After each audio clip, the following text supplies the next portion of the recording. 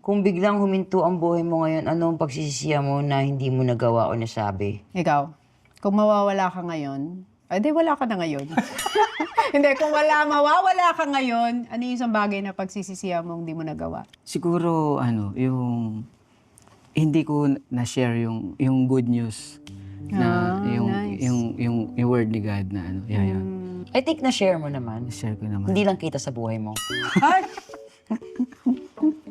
Sorry. Tinatry naman niya, tinatry Pwede niya. naman humabol, di ba? Hindi ko alam kung pagsisiyan ko yung wala akong naiwan na legacy ba? Yung bang little Alex na magdadala magko-continue ba nung work? Alam mo yun, hindi ko alam kung pagsisisiyan ko siya na, wala akong naiwan. Sino ngayon magmamana ng bahay ko? Ganon. Yung mga ibon ko. Ganon. Sino mag-aalaga? Sino mag-aalaga? Ganon. Pag kinasal yung ibon mo, sino mag-aano? Sino mag-ahatid sa altar? Kaya nga. Sino gagastos sa reception? Pag nagpatuloy yung ibon mo, sino kasama nun? Isip ko din iniisip, huwag kang mag-ano ng gano'n.